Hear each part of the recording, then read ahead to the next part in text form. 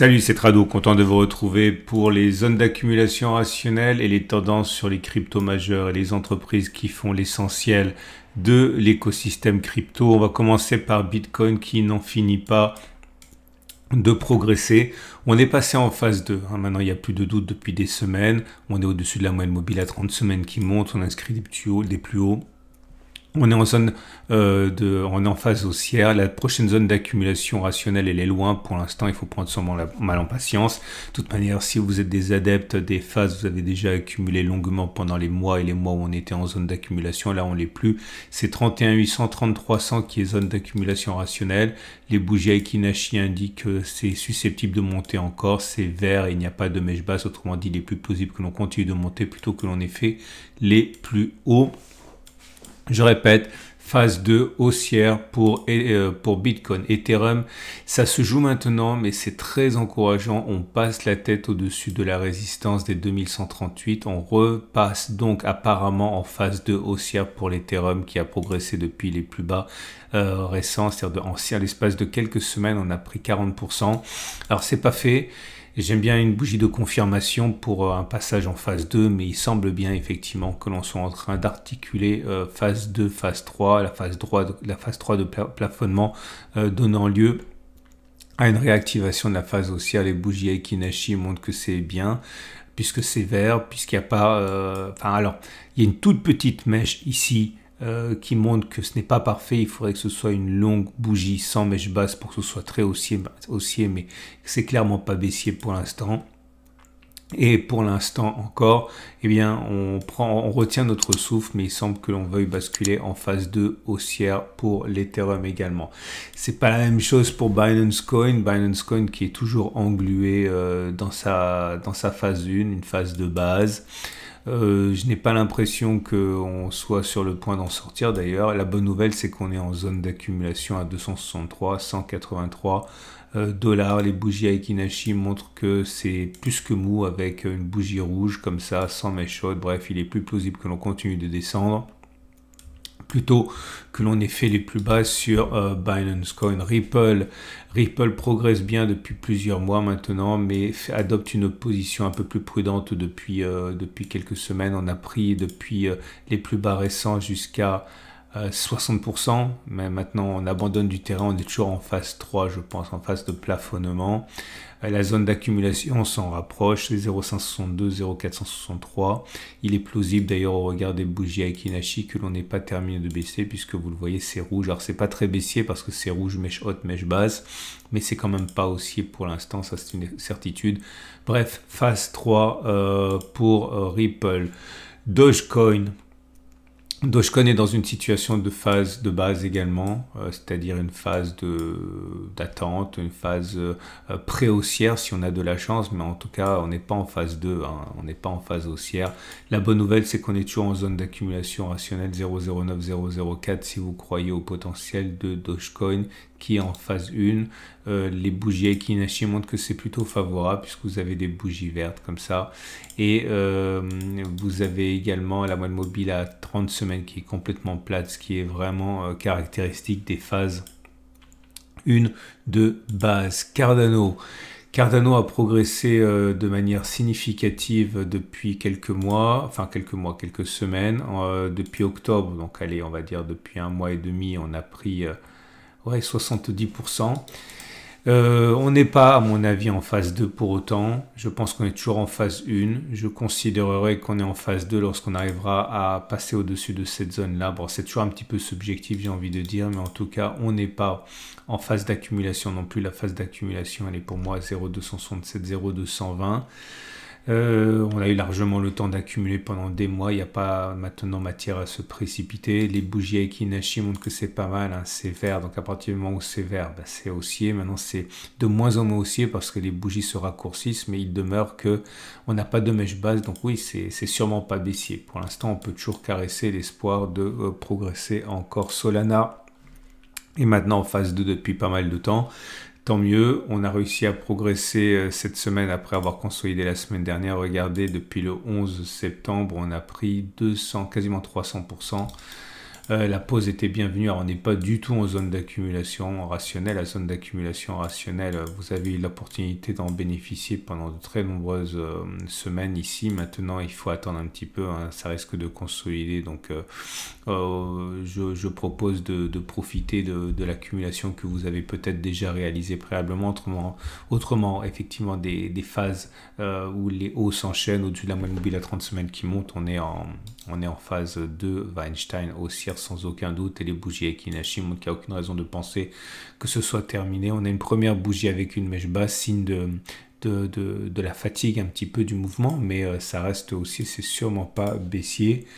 Elrond, alors j'ai un petit peu d'hésitation avec Elrond, mais je pense qu'on est toujours en phase 1. On a connu une très forte progression. Je vais attendre que l'on passe au-dessus des 54 $ pour basculer en phase 2. On est prêt haussier, hein, vous voyez, on inscrit des plus hauts, on passe la moyenne mobile à 30 semaines monte, mais on est face à une résistance qui finalement nous bloque depuis 5 semaines. Donc je préfère être, on va dire, conservateur et considérer qu'on est toujours en phase 1. Les bougies Ekinashi montrent d'ailleurs l'hésitation qui se met en place avec des bougies mèche haute, mèche basse, mais sévères. Donc c'est pas baissier. Donc on peut toujours espérer faire des plus hauts. Par contre, on n'est pas en zone d'accumulation. La zone d'accumulation rationnelle, pareil, hein, maintenant ça remonte un petit peu, hein, mais il y a 5 semaines, on a passé 2 mois à l'intérieur. C'est là qu'il fallait accumuler. Là, il ne faut pas se précipiter. Il vaut mieux attendre que l'on consolide une autre zone d'accumulation rationnelle, hein. Ça va venir nécessairement. Polygone également en phase 1, je considère, et également pas de précipitation, on n'est pas en zone d'accumulation. La zone d'accumulation, on en a profité à 0,63, 0,32. On a connu 2 semaines de baisse et maintenant ça recommence à monter. Malheureusement, au niveau des bougies Ekinashi, ça reste médiocre avec une bougie rouge, mèche haute, mèche basse, donc plutôt baissier, on va dire. Mais là aussi, quand on regarde la progression à laquelle on a assisté en l'espace de quelques semaines, il fallait que ça consolide. Regardez, on a pris 100% quasiment. On en est à plus 60% depuis les plus bas. On n'est pas en zone d'accumulation rationnelle pour l'instant. Et on termine avec AV qui, et c'est la bonne nouvelle, je crois qu'on peut la basculer en phase 2. Depuis qu'on a passé cette résistance. J'ai hésité parce qu'on a une autre résistance également là. Mais voilà, il y a toujours, comme j'ai dit, une part de subjectivité.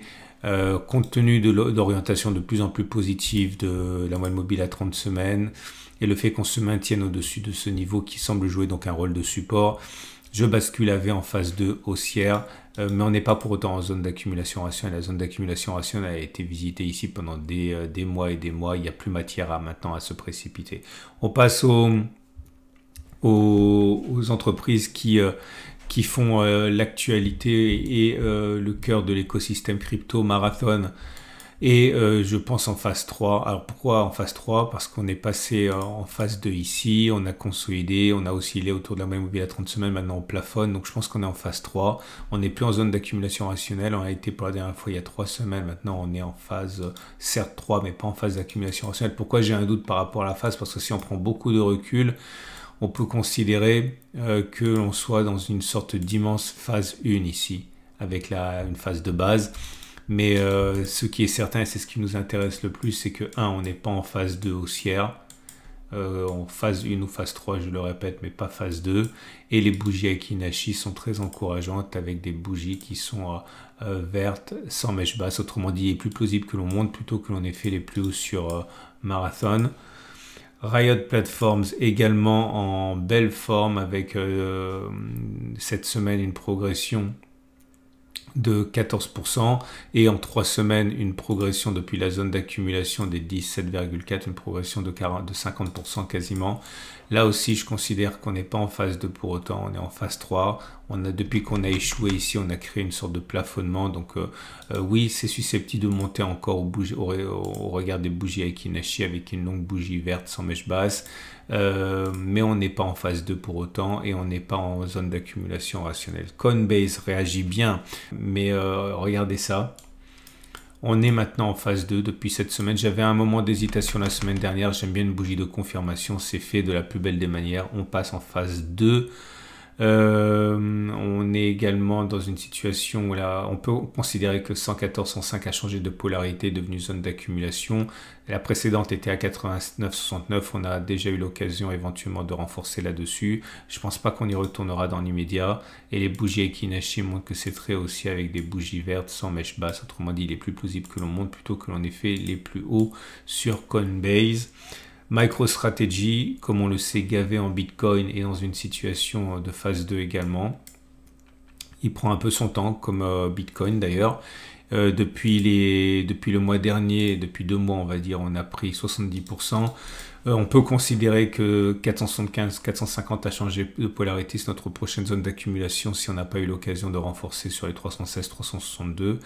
Et CleanSpark pour terminer, belle semaine qui s'achève sur CleanSpark qui vient mourir au contact de la résistance ici. Alors certains diront qu'on est sur le point de passer en phase 2, c'est pas faux.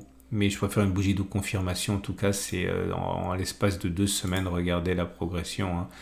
On a pris 92% environ en 2 semaines, donc c'est excellent. On n'est pas en zone d'accumulation rationnelle. La zone d'accumulation rationnelle, bien, on lui a dit au revoir il y a 2 semaines, maintenant il faut patienter. Si on passe cette zone de résistance, elle changera de polarité, deviendra support. Statistiquement, pour l'instant, c'est pas le cas. Maintenant, il faut simplement profiter de l'accumulation qu'on a éventuellement réalisée il y a 2 semaines. Voilà, c'est terminé. Je vous rappelle 3 choses. 1, si vous avez aimé ce format, pensez à le liker. Ça donne de la visibilité à ce genre de travaux. 2, vous pouvez vous abonner à la chaîne YouTube pour ne pas louper les mises à jour. C'est toutes les semaines le dimanche. 3, si vous voulez acquérir des cryptos majeurs, notamment Bitcoin et Ethereum, dans la simplicité et la sécurité, pensez à visiter les services qui vous sont proposés par Cryptcool. Encore une fois, une énorme expérience de la garde froide sécurisée. C'est peut-être ce qu'il vous faut si vous n'avez pas le temps d'aller faire les choses, on va dire, la manière dont les geeks procèdent avec beaucoup de technicité. Cette solution est sans doute pour vous. À demain pour d'autres analyses techniques. À la semaine prochaine pour la mise à jour de ce format.